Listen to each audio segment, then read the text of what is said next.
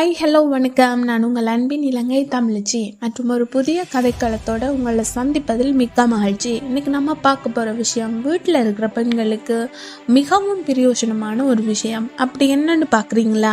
இன்றைய காலகட்டத்தில் பொருட்கள விலையை பார்த்தால் கூடிக்கொண்டே போகுது. குடும்பத்தில் ஒருவர் சம்பாதித்து குடும்பத்தை நடாத்துவது என்பது கஷ்டமான ஒரு விஷயமாகிவிட்டது. ஸோ நமக்கு கிடைக்கிற சிறிது நேரத்தை பயன்படுத்தி வீட்டில் இருந்தபடி குடும்பத்தையும் பார்த்து கொண்டு சிறிய சுயதொழில்களை செய்ய முடியும். பெண்கள் சுயதொழில் செய்வதென்பது வருமானத்துக்காக மட்டும் இல்லைங்க, அவர்களுக்கான சுயநம்பிக்கையும் அவர்களுக்குள்ள விதைப்பதற்காகவும் தான். இதால அவங்களுக்கு சமூகத்துல அவங்களுக்கு என்ன ஒரு அடையாளத்தையும் உருவாக்கி கொள்ள முடியும். குறைந்த முதலீட்டுல என்னென்ன சுயதொழில் செய்யலாம்னு வாங்க பார்க்கலாம். முதல்ல தையலுக்கு பெரிதாக படிப்பறிவு தேவையில்லை. ஒரு தையல் மெஷின் இருந்தா போதும். கொஞ்சம் தையல் அறிவும் இருக்கணும். இது அதிக வருமானம் தரக்கூடியது ஒன்று. பல பெண்களுக்கு விருப்பமான ஒரு விடயமும் கூட. ஃபர்ஸ்ட்ல நமக்கு தச்சு போடலாம், அதற்கு பிறகு நமது உறவினர்களுக்கு, தானாகவே மற்றவர்கள் நம்மை தேடி வருவாங்க. இதுக்கு நமக்கு கிடைக்கிற கொஞ்ச நேரத்தை பயன்படுத்தினாலே அழகான டிசைன்ல வடிவா தச்சு கொள்ளலாம். இரண்டாவது பாத்தீங்கன்னா மசாலா பொடி தயாரிப்பு. இன்றைய காலகட்டத்துல எல்லாவற்றையும் ரெடிமேட்டா தான் பயன்படுத்துறாங்க. சோ சாம்பார் பொடி, மசாலா பொடி, மிளகாய் பொடி, ரசப்பொடின்னு பட்டியல் கூடிக்கொண்டே போகுது. அதனால வீட்டுல நம்ம நிச்சயம் நமக்கானது செய்வோம். அப்படி செய்யறதுல சிறிதளவு அதிகமா செய்து அதை பேக்கெட் பண்ணி பக்கத்துல இருக்கிற கடைகளுக்கு விற்பனை செய்யலாம். இப்படி செய்யறதால நமக்கு நம்மட வீட்டுக்கும் செய்தபடி ஆகிவிடும். அதே நேரத்துல சிறிது வருமானத்தையும் ஈட்டிக்கொள்ளலாம். அடுத்த விஷயம் என்னன்னு சொன்னா கேக் செய்யலாம். நம்ம நன்றாக கேக் செய்யக்கூடியவங்களா இருந்தா ஐசிங்ல கொஞ்சம் டிசைனுகள்ல போட்டு செய்யலாம். ஃபர்ஸ்ட்ல நம்ம வீட்டில் இருக்கிறவங்களோட பிறந்த நாளுகளுக்கு கேக் செய்து அன்பளிப்பு செய்யலாம். உறவினர்களோட பிறந்த நாளுகளுக்கு கேக் செய்து அன்பளிப்பு செய்யலாம். அதை போட்டோ எடுத்து சமூக வலைத்தளங்கள்ல பதிவிடலாம். இதன் மூலம் தானாகவே நமக்கு ஆர்டர்ஸ் எல்லாம் வரலாம். அடுத்தது பாத்தீங்கன்னா மதிய உணவு, காலை உணவு ஆர்டருக்கு செய்து கொடுக்கிறது. எப்படியும் வீட்டுல இருக்கிற எல்லா பெண்களும் சமைத்துத்தான் ஆக வேணும்.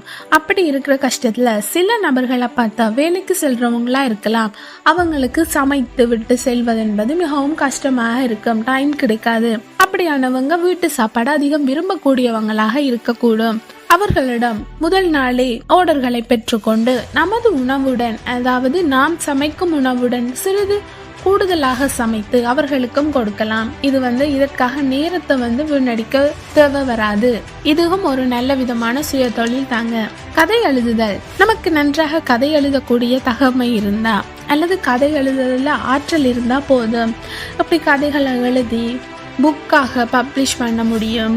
அப்படி இல்லைன்னா அமேசான் போன்ற விற்பனை தளங்கள்ல ஆன்லைன்ல விற்பனைகளும் செய்யலாம். இதன் மூலம் நமக்கேன்னு ஒரு அடையாளத்தை தயாரிக்க முடியும். அடுத்து என்ன விஷயம்னு பார்த்தா கால்நடை வளர்ப்பு. இதுக்கு பட்டப்படிப்பு அவசியம் இல்லைங்க. கொஞ்சம் கால்நடை இருந்தா இதற்கு போதும். அது உங்களது இடவசதி மற்றும் சூழ்நிலையை பொறுத்து தீர்மானிக்கலாம். சில நேரங்கள்ல சில நபர்கள் கிராமப்புறங்கள்ல இருக்கலாம். அவங்கள்ட்ட பெரிய நிலப்பரப்பு இருக்கும்.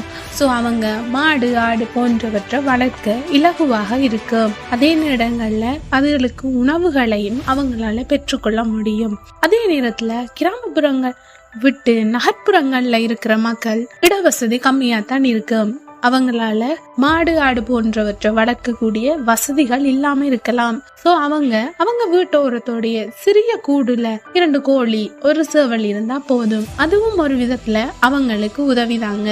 உதாரணமாக பார்க்க போனா அவங்க வீட்டு தேவையான முட்டை இறைச்சிகளை பெற்றுக்கொள்ளலாம். அதே நேரத்துல அந்த அயல் வீடுகளுக்கு விற்பனை செய்யலாம், கடைகளுக்கு விற்பனை செய்யலாம். இதுவும் ஒரு இலகுவான தொழில் தாங்க. அதிக வருமானத்தை ஈட்டக்கூடிய தொழில் தான். அது உங்களுடைய இடவசதி மற்றும் சூழ்நிலையை பொறுத்து எதை வளர்க்கலாம், எதன் மூலம் அதிகம் லாபம் பெறலாம்னு நீங்களே தீர்மானித்து கொள்ள முடியும். இப்படி பல்வேறுபட்ட தொழில்கள் இருக்கு. இதற்கு கல்வி அறிவு, தொழில்நுட்ப அறிவு தேவையில்லை. செய்யும் தொழில்ல ஆர்வம் இருந்தா மட்டும் போதும். சிறுதுளி பெருவெள்ளம்னு சொல்லுவாங்க. நாம இவ்வாறு சிறிது சிறிதாக சேமிக்கின்ற வருமானம் ஏதோ ஒரு தேவைக்கு நிச்சயம் உதவலாம். அது மட்டுமின்றி நான் யாராக இருக்கிறேன் என்ற உங்களுடைய கேள்விகளுக்கு நீங்க விடைகளையும் கண்டறிய முடியும். நமக்கான ஒரு அடையாளத்தையும் நாம உருவாக்கி கொள்ள முடியும். பெண்கள் ஆகிய நீங்க தலை நிமிர்ந்தும் நடக்கலாம். இந்த வீடியோ உங்களுக்கு பிடிச்சிருந்தா லைக் பண்ணுங்க, ஷேர் பண்ணுங்க, சேனலையும் சப்ஸ்கிரைப் பண்ணுங்க. நன்றி, வணக்கம்.